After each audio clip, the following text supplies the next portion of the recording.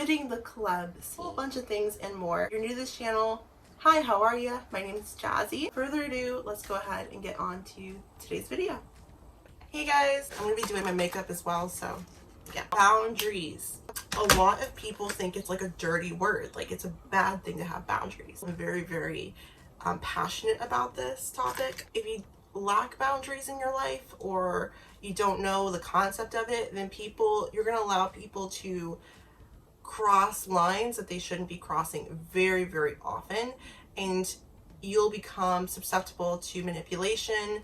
You'll be very gullible. You won't really know what are things that are non-negotiable for you. If someone doesn't respect something that you've said is non-negotiable for you, that is disrespectful, makes you feel some sort of way that is not in line with how you want to feel, then they don't respect you. I say it, I'll say it again.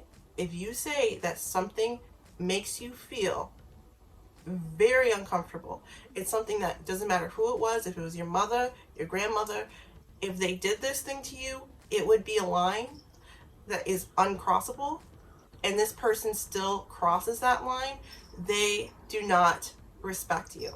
And that is very hard to hear. It took me being disrespected enough to know that there are certain things, especially as a grown woman, that I was not going to tolerate, period. For example, one of my boundaries is I don't like people raising their voice to me. You know, like, do not scream in my face. And I had someone tell me, well, Jasmine, that's the only way I know that you're going to listen to me. If I don't raise my voice, you're not going to hear me. Are you kidding me?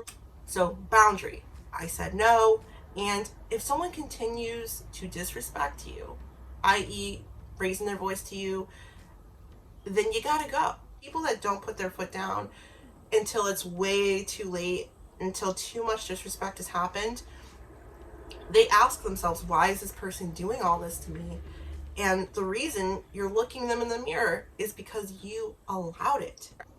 These days, I've just seen so much, like with Instagram, social media as a whole, Snapchat, people are just very self-absorbed. Everything you see online, it's fake. Our generation right now, people thinking that social media is everything. Guys, I've seen some people literally, like, just in normal situations where people should be interacting with each other, just staring at a phone. And I'm like, is this like the new normal? Like, am I the weird one for not constantly wanting to stare at my phone? It's getting crazy. It is genuinely getting crazy. I had to cut people off that I thought were my friends. Once you do all those things and you realize what aligns with you, what doesn't, and stop trying to impress people, stop trying to live up to this version of yourself that isn't truly yourself, just to make everyone else happy. As I've noticed that, especially in this generation, which I've kind of gone over my thoughts on that, it is very hard for people to do that inner work, because it is so easy to just kind of bow out, be like, okay, I'm going to be on easy mode right now. I'm going to go on my phone, I'm going to scroll, I'm going to do the mindless numbing of just forgetting everything going on by just watching little videos on the internet. I'm going to go get this car, I'm going to go buy these clothes, I'm going to do this, do that, spend money, just to numb myself and to feel like an instant sense of happiness. But that instant sense of happiness instantly will be gone, right? And you have to keep doing. And it's only distractionary. You're not really fixing yourself or fixing the problem. You're just feeling very momentary happiness, and then you're back to reality. So it's just a lot of unhealed people trying to feel good in the most toxic ways ever. Eventually you have to go down that rabbit hole, and it's scary, I know, but it's what we all have to do in order to progress to the next level and just be a bigger, better person, you know, if you want to be. Some people are completely fine settling for where they're at right now, and they don't feel a need to change or grow. And I would say that those people are the ones that are the most miserable. They feel stuck. They're stubborn. They want to pass judgment on other people to feel good about where they're at.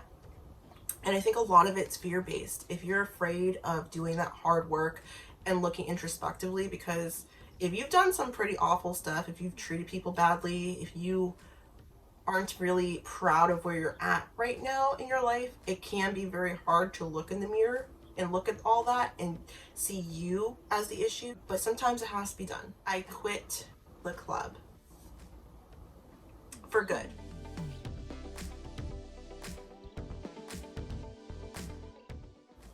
Let me just start with this. The club I used to work at, that has since closed. It was my favorite club. It had been open for like the 80s. It was like my club. Every time I went in there, I felt nothing but positive energy. I knew everyone there, and I always felt good walking into work, right? Even if it was like part-time work where I was making a little bit extra money. But since they've closed, every club I've went to, just kind of popped in to kind of catch the energy and just see if it was for me. The vibe has just been dark energy. Like, just, I didn't feel good in there. And energetically, if you go into a place and it's for you and you feel comfortable, you will catch that vibe immediately. And one could say that maybe I just didn't go to the right place yet. Maybe that place doesn't exist for me anymore. For me, it doesn't exist for me anymore. I just am at a point in my life where I want to be doing God's work. I want to be doing things that align with my faith. Popular belief would make you feel like all the girls that work together, we all hate each other, that we were just like bitchy. But let me tell you, it was anything but that. I've met some of the realest, nicest, most down-to-earth people I've ever met in my adult life. I've met some of the realest people working there.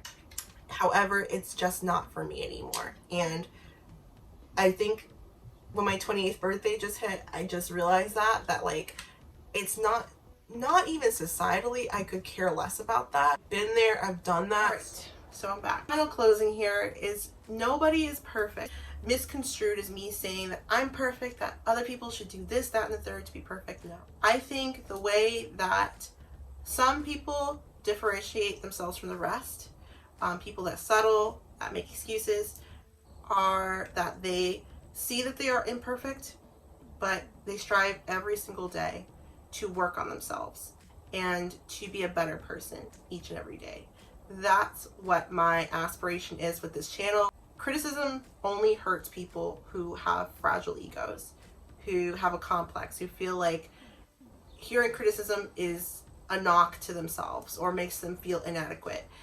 If you are truly willing to grow and develop, criticism is your best friend. It was my best friend. I was not always as open to criticism as I am now. I just wanted to add that as a disclaimer, that I'm at no point trying to say that I am perfect or that you are not good enough as you are.